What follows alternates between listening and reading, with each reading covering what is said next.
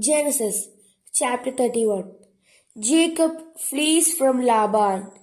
Jacob heard that Laban's sons were saying, Jacob has taken everything that belonged to our father. All his wealth has come from what our father owned. He also saw that Laban was no longer as friendly as he had been earlier. Then the Lord said to him, Go back to the land of your fathers and to your relatives. I will be with you. So Jacob sent word to Rachel and Leah to meet him in the field where his flocks were. He said to them, I have noticed that your father is not as friendly towards me as he used to be. But my father's God has been with me. You both know that I have worked for your father with all my strength. Yet he has cheated me and changed my wages 10 times. But God did not let him harm me. Whenever Laban said, The speckled goats shall be your wages, all the flocks produced speckled young. When he said, The striped goats shall be your wages, all the flocks produced striped young.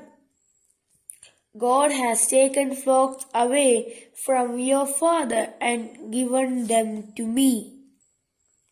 During the breeding season, I had a dream, and I saw that the male goats that were mating were stripped, spotted, and speckled. The angel of God spoke me in the dream and said, Jacob. Yes, I answered. Look, he continued, all the male goats that are mating are stripped, spotted, and speckled. I am marking this happen because I have seen all that Laban is doing to you. I am the God who appeared to you at Bethel, where you decided a stone as a memorial by pouring olive oil on it, and where you made a vow to me. Now get ready to go back to the land where you were born. Rachel and Leah answered Jacob, There is nothing left for us to inherit from our father. He treats us like foreigners. He sold us and now he has spent all the money he was paid for us.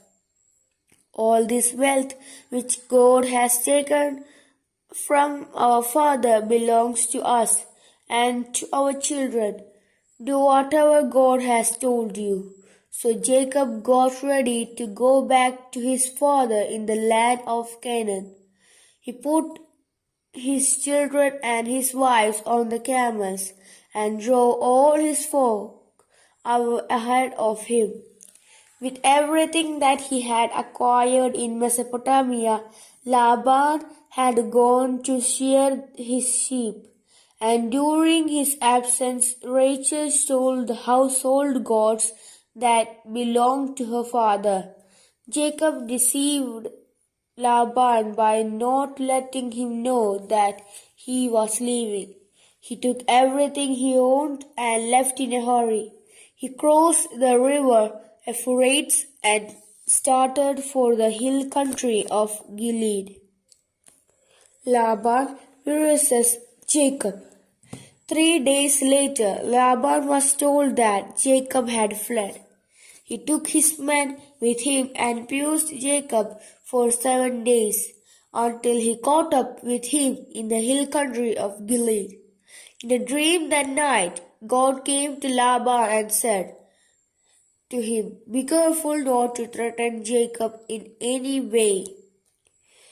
Jacob had set up his camp on a mountain, and Laban set up his camp with his relatives in the hill country of Gilead. Laban said to Jacob, Why did you deceive me and carry off my daughters like women captured in war? Why did you deceive me and slip away without telling me? If you had told me, I would have sent you on your way with rejoicing and singing to the music of tambourines and harps. You did not even let me kiss my grandchildren and my daughters goodbye. That was a foolish thing to do. I have the power to do your harm. But last night the God of your father warned me not to threaten you in any way. I know that you left because you were so anxious to get back home. Why did you steal my household gods? Jacob answered, I was afraid because I thought that you might take your daughters away from me. But if you found that anyone here has your gods, he will be put to death. Here with our men as witnesses, look for anything that belongs to you and take what is yours. Jacob did not know that Rachel had stolen Laban's gods. Laban went and searched Jacob's tent. Then he went into Leah's tent and the tent of the two slave women, but he did not find his gods. Then he went into Rachel's tent. Rachel had taken the household gods and put them in a camel's saddle bag and was sitting on them. Laban searched through the whole tent, but did not find them. Rachel said to her father, Do not be angry with me, sir, but I am not able to stand up in your presence. I am having my monthly period. Laban searched, but did not find his household gods. Then Jacob lost his temper. What crime I have committed? He asked angrily. What law have I broken that gives you the right to hunt me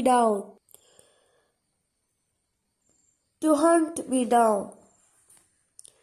Now that you have searched through all my belongings, what household article have you found that belongs to you?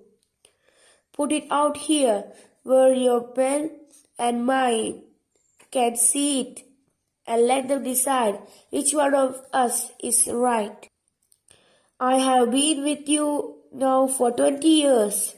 Your sheep and your goats have not failed to reproduce, and I have not eaten any rams from your flocks. Whenever a sheep was killed by wild animals, I always bore the loss myself. I didn't take it to you to show that it was not my fault. You demanded that I make good anything that was stolen during the day or during the night. Many times I suffered from the heat during the day and from the cold at night. I was not able to sleep. It was like that for the whole 20 years. I was with you for 14 years. I worked to win your 2 daughters and 6 years for your flocks. And even then, you changed my wages 10 times. If the God of my fathers, the God of Abraham and Isaac, had not been with me, you would have already sent me away empty-handed. But God has seen my trouble and the work I have done, and last night He gave His judgment. The agreement between Jacob and Laban. Laban answered, Jacob, these young women are my daughters. Their children belong to me, and these flocks are mine. In fact, everything you see here belongs to me. But since I can do nothing to keep my daughters and their children, I am ready to make an agreement with you. Let us make a pile of stones to remind us of our agreement. So Jacob took a stone and set it up as a memorial. He told his men to gather up some rocks and pile them up. Then they ate a meal beside the pile of rocks. Laban named it Jegar Sahadutha, while Jacob named it Gilead.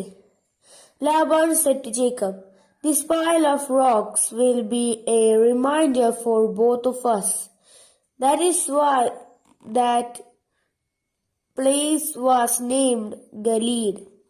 Laban also said, "May the Lord keep an eye on us while we are separated from each other." So the place was also named Mizpah. Laban went off. "If you ill-treat my daughters, or if you marry other women, even though I don't know about it, remember that God is watching us. Here are the rocks that I have piled up between us, and here is the memorial stone. Both this pile and this memorial stone are reminders. I will never go beyond this pile to attack you, and you must never go beyond it or beyond this memorial stone to attack me. The God of Abraham and the God of Nahor will judge between us." Then in the name of the God whom his father Isaac worshipped, Jacob solemnly vowed to keep this promise. He killed an animal, which he offered as a sacrifice on the mountain, and he invited his men to the meal. After they had eaten, they spent the night on the mountain. Early the next morning, Laban kissed his grandchildren and his daughters goodbye and left to go back home.